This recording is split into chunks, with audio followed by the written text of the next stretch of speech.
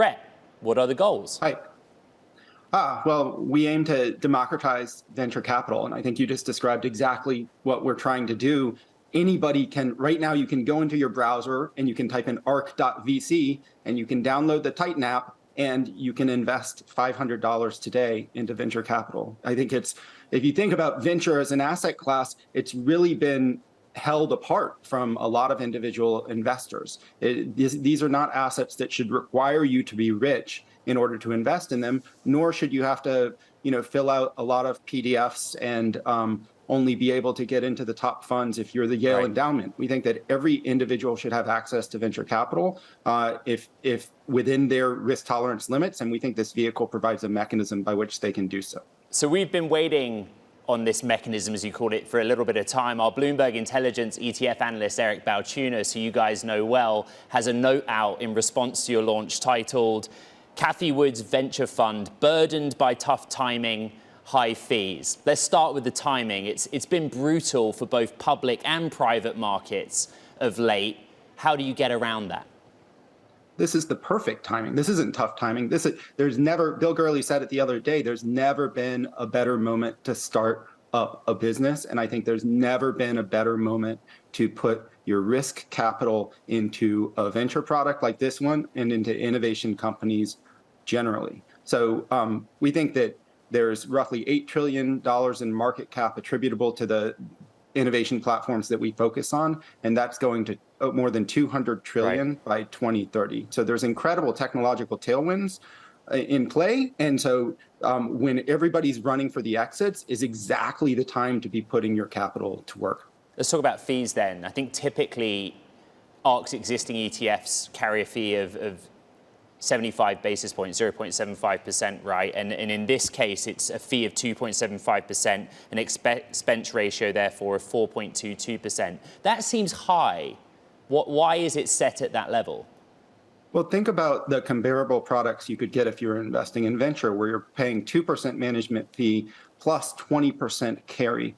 So this is a much more efficient exposure than you would get if you were in a top quartile venture fund, which have done quite well.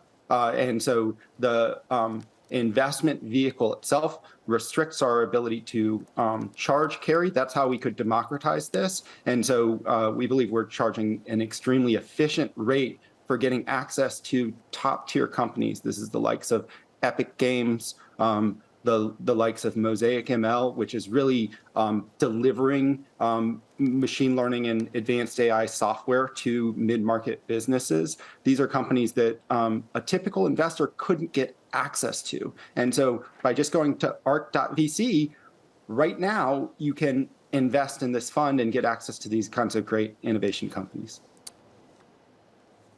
Redemption's capped, right, at 5% of net asset value on a quarterly basis. And what's so interesting here is that the split is 70% private, 30% public. But traditionally, capital is locked up in VC funds for a very extended period of time. You guys are also looking at investing in other VC funds. How do you manage that?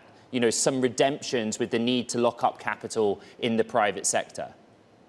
Yeah, so redemptions are capped at 5% across the entire fund. But if an individual investor wants to sell their position and the overall request for redemptions are below 5%, they'll get their entire position sold out at net asset value. It's only if requests to redeem exceed 5% in a given quarter, then redemptions happen on a pro rata basis.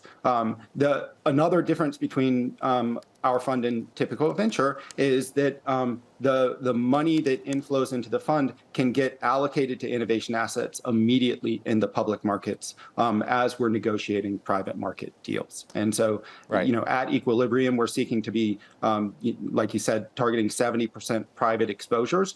But on an individual technology basis, we will play arbitrages between the public and the private markets. And in some technologies, it's very clear to us that the private markets are undervalued relative to the public markets and vice versa. And so we think this is a really interesting way to get exposure to innovation tailwinds that will allow us to invest in these companies early and carry them all the way through IPO into the public market book of the portfolio. We just showed a chart there of the S&P 500's outperformance relative to ARK Innovation ETF, right? This is a different strategy.